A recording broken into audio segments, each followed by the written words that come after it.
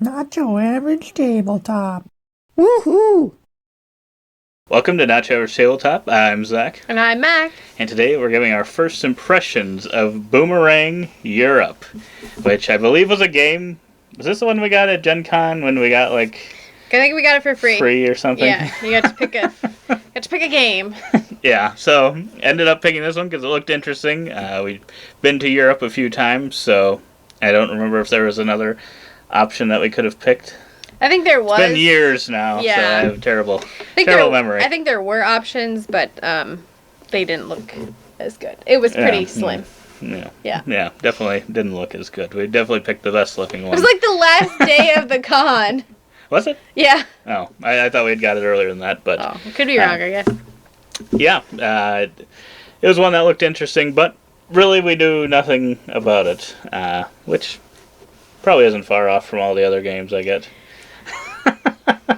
This is accurate. But I thought this could be a theme you might love. You love boomerangs. Yeah. You love Europe. You know me, I love going out to an boomerang. open field, throwing my boomerang. And yeah, this is a small box game. You can see here it's pretty small, but it's actually even probably smaller than the box indicates. Yeah, the box is enormous for no reason. Just a bunch of cards. You can see an unboxing video if you want to see what the artwork and all that stuff looks like. Pretty simple. I think it's got some pencil in there and stuff. Got a video of that going up alongside this, so go check that out. But yeah, otherwise it is a card drafting and write game. Mm-hmm. Draft and write game. Yeah. That's fair. Because you're filling out your little European sheet to show the cards have like a location on them, so you cross that off, and then they could either have like food on them or modes of travel, or I think they might have the different arts or other things, use monuments, mountains.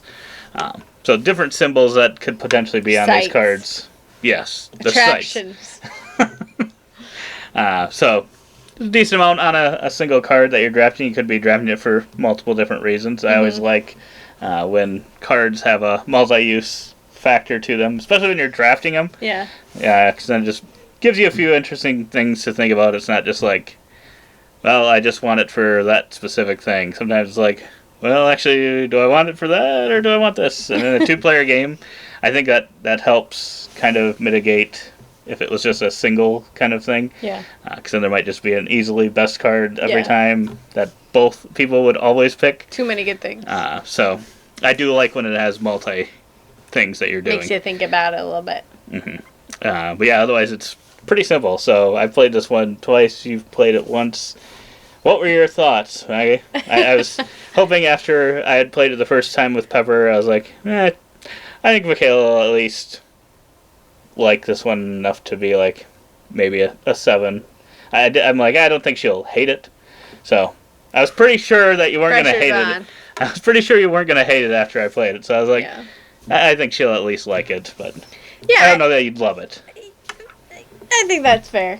It's fine. It's good. Like, the Europe, the travel thing, great. Love it. All good. Like, the card drafting, all those things. The way it scores is a little meh on it. I don't know. It's fine. Like, the random numbers 1 through 7 on the card, and then the difference between for no reason, and the food, and I like the food piece.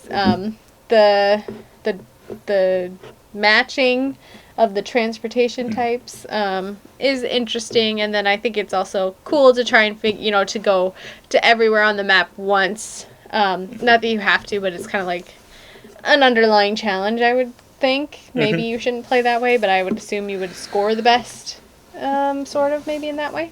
So, yeah, I thought it was interesting. Like you said, we've been to Europe a few times, so it was kind of just cool to like see some of that and like remember, I've been there or whatever. There's a lot we haven't seen, so inspo for traveling there. But I wouldn't say it's like an amazing, like, want to take it off the shelf a lot game, but I could see this maybe being like an easy travel game, or like just one to pull off here and there, or if we're feeling nostalgic, because it's just a pencil and a pad and a deck of cards. So yeah, it's a very quick game.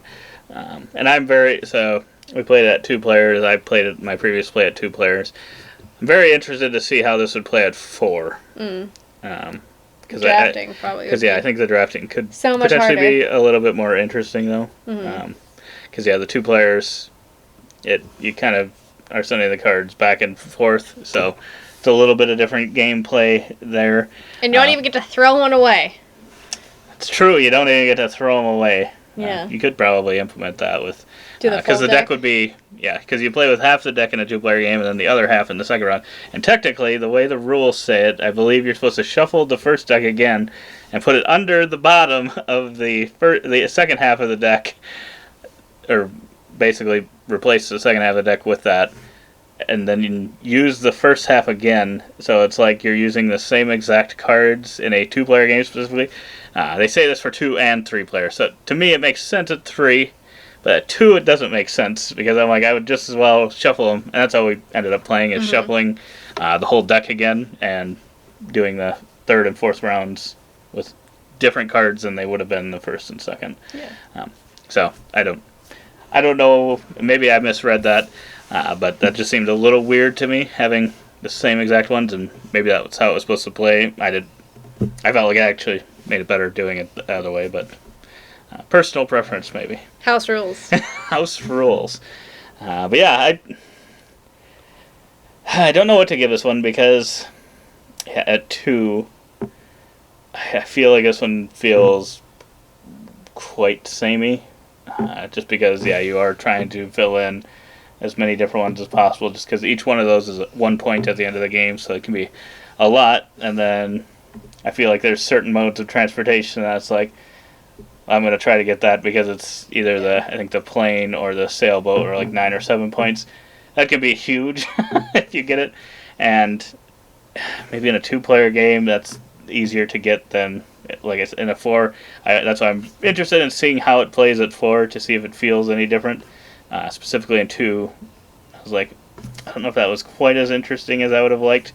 But it's very simple, and the drafting still is fun because it has those different options. So you can score a little bit differently depending on what comes out. Yeah. So I do like that.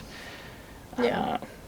Maybe a 6.5 for me on this one, just because of that. Yeah, I would agree, probably in the 6 range. So I play it, but if someone else, wanted to, I might ask to play this one. Maybe. It just depends on, I think, the mood. I think you're right, too. The drafting is interesting. I feel like maybe if they had implemented, like, the discard one in a 2-player game, or, I don't know, just something else, because I felt like by the 4th round, I was limiting what I was drafting based on what places I hadn't gone to yet, to try and either get points or like to at least get them filled in so that they were worth 1 point. And I don't know that was the best strategy for that round, but it did kind of feel like you start off with anything in the world to draft, and then kind of very slowly feels like your decisions get, at least in my case, because maybe I was too focused on drafting by location as opposed to points. So, I don't know. But overall, it was good.